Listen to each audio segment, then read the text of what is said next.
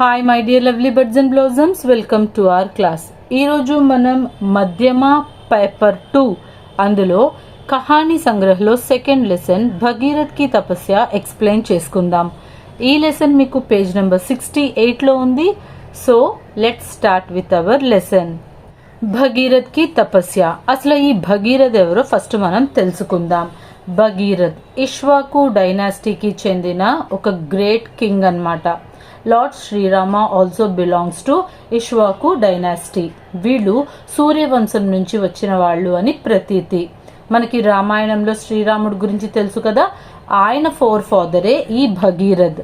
So ఈయన తపస్సు చేశారు. ఎందుకు తపస్సు చేశారో ఈ లెసన్ లో మనం తెలుసుకుందాం. భగవాన్ శ్రీ रामचंद्र इक्ष्वाकु कुल में पैदा हुए. श्री राम से भी पहले इस वंश में भगीरथ नामक एक राजा हुआ, जिनका शासन सारे संसार में फैला हुआ था.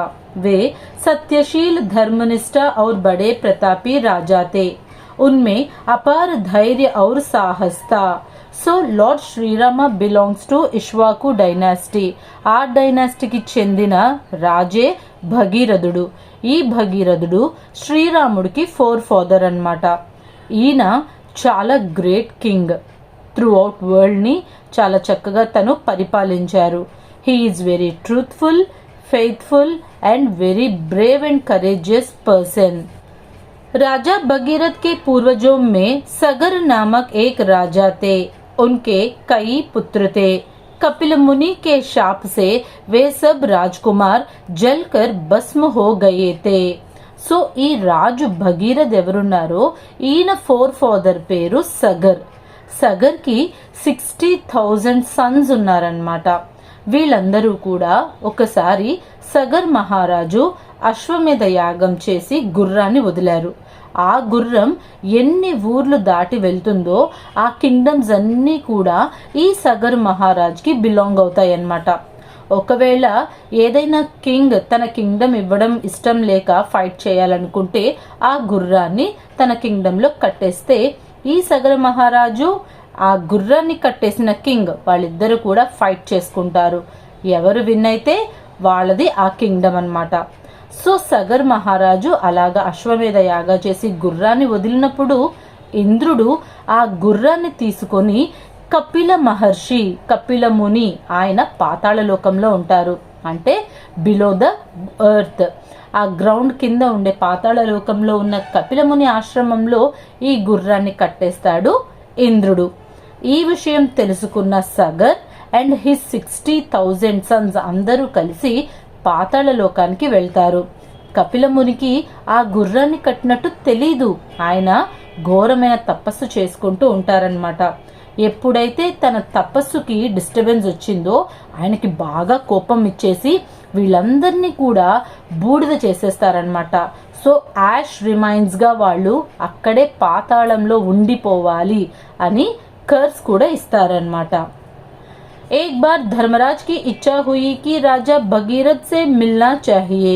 धर्मराज भगीरथ के यहाँ पधारे और उनका आतिथ्य स्वीकार किया.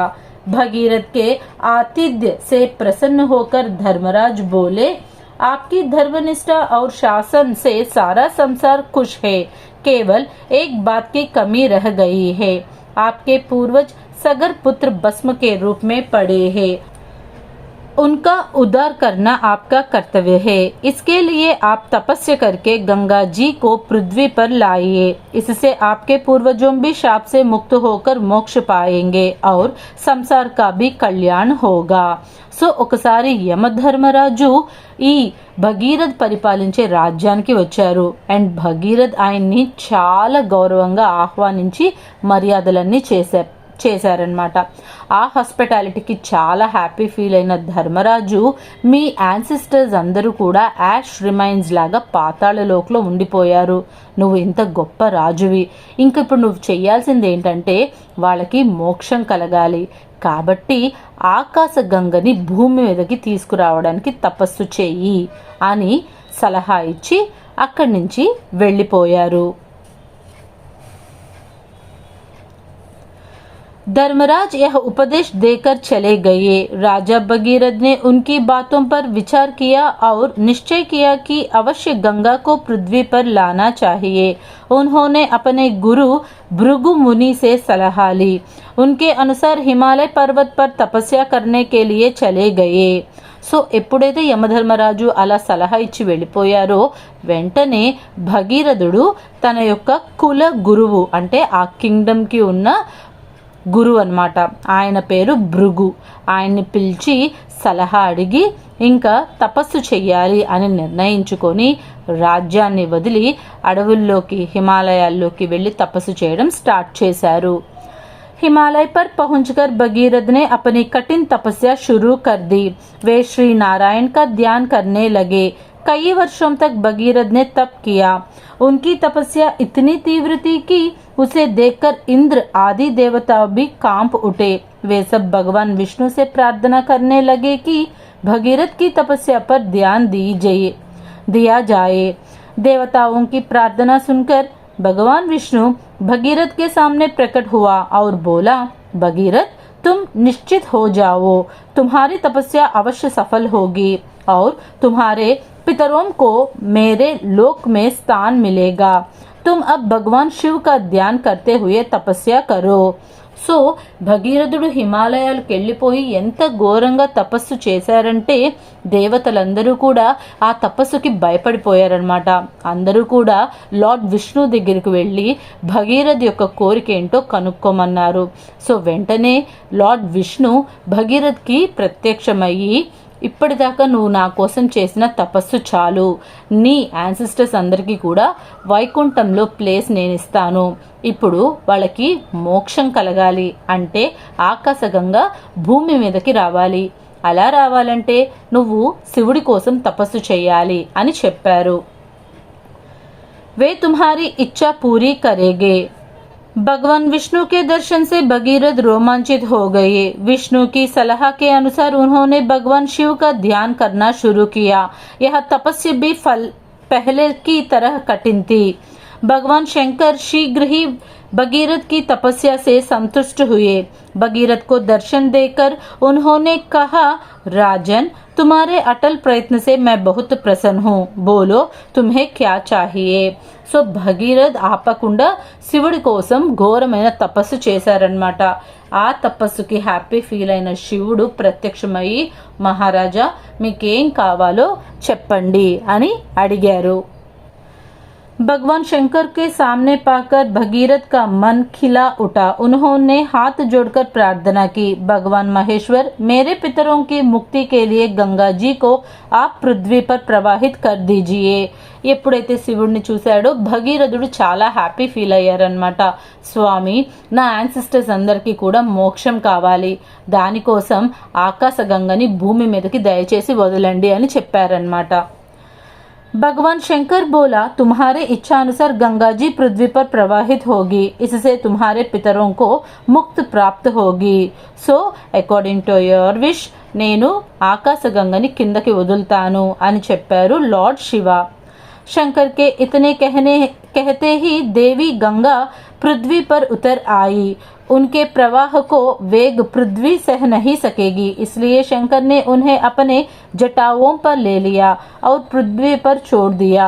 उनकी धारा राजा भगीरथ के पीछे पीछे चलते हुए उस स्थान पर पहुंची जहां सगर राजकुमार भस्म के रूप में पड़े हुए थे।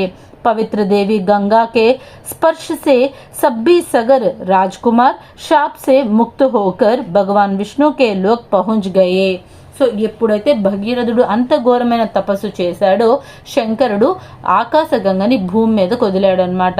ఆ వేగానికి భూమి తట్టుకోలేదని తలచి తన జటాయు మీన్స్ జటా మీన్స్ హెయిర్ అనమాట, తన హెయిర్ని ఒక ముడిలాగా చేసి అందులో గంగాదేవిని ఉంచి ఒక ధార మాత్రమే, సన్న ధార మాత్రమే భూమి మీద పడేలా చేశారు। ఇప్పుడు మన గంగా నది ఏదైతే ప్రవహిస్తుందో అది శంకరుడు జటావుల్లో నుంచి వచ్చిన ఆ పాయనమాట। భగీరథ్ మహారాజు వెనకాల ఆ గంగా నది వెళ్ళి వాళ్ళ యాన్సిస్టర్స్ అందరికీ కూడా శాప విమోచనం కలిగింది। వాళ్ళందరూ కూడా భగవాన్ విష్ణు ఉండే వైకుంఠ లోకంలోకి వెళ్ళిపోయారు।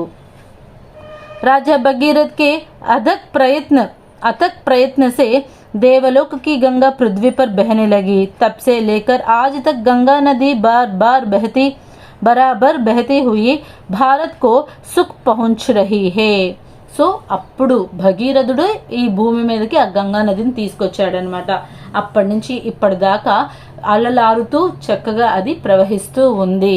సో భగీరథ్ కి తపస్య అనే ఈ లెసన్లో మనం ఏం నేర్చుకోవాలి అంటే, ఏదైనా సరే పని చెయ్యాలి అనుకున్నప్పుడు దాని గురించి కాన్సన్ట్రేషన్గా మనం దాని మీద కాన్సన్ట్రేషన్ పెట్టాలి. అటు ఇటు డీవియేట్ అవ్వకుండా భగీరథుడు ఎంత ఇదిగా అయితే ఆకాశగంగని భూమి మీదకి తెచ్చాడో, మనకి ఏవైతే ఎయిమ్స్ ఉంటాయో లేదా గోల్స్ ఉంటాయో వాటిని మనం నెరవేర్చుకోవాలి. So this is your lesson Bhagirath ki tapasya.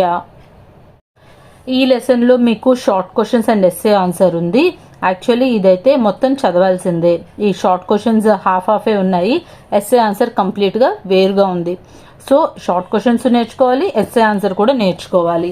First question, Bhagirath का कुल और गुण के बारे में लिखिए. भगीरथ इक्ष्वाकु कुल के सूर्यवंशी राजा थे.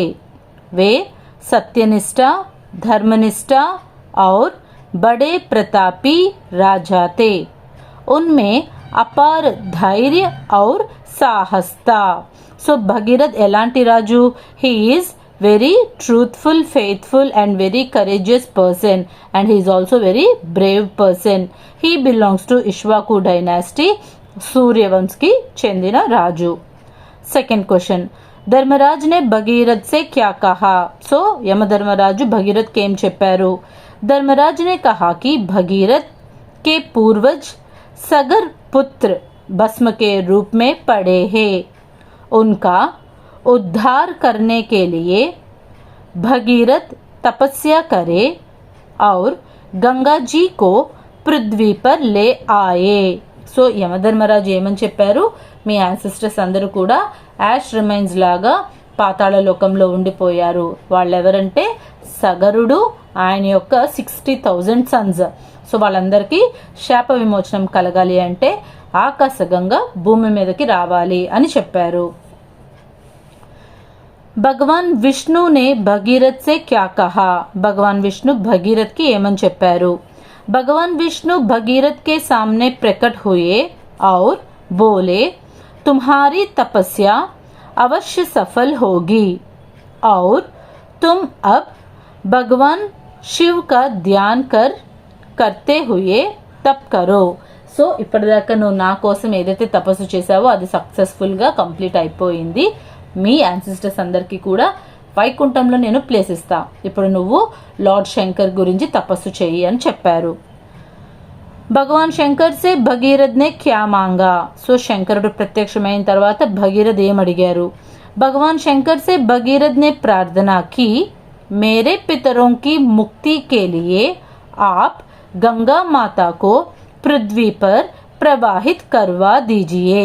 సో నా యాన్సిస్టర్స్ అందరూ కూడా వాళ్ళు మోక్షం కావాలి అంటే ఆకాశగంగని మీరు పృథ్వీ అంటే ఎర్త్ మీదకి పంపించండి అని అడిగారు. గంగా ధర్తీ పర్ కహా తక్ ఆయే. సో ఆకాశగంగా నేల మీద భూమి మీద ఎక్కడి దాకా వచ్చింది.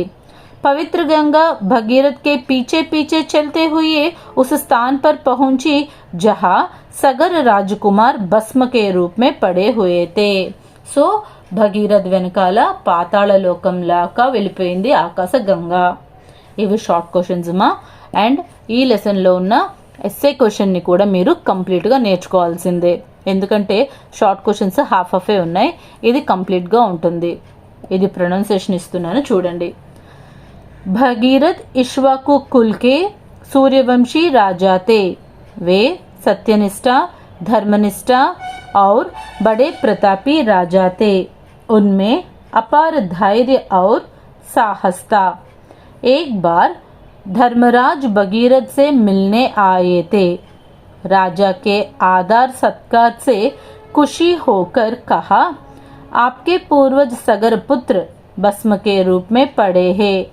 उनका उद्धार करने के लिए आप तपस्या कीजिए और गंगा को पृथ्वी पर ले आइए।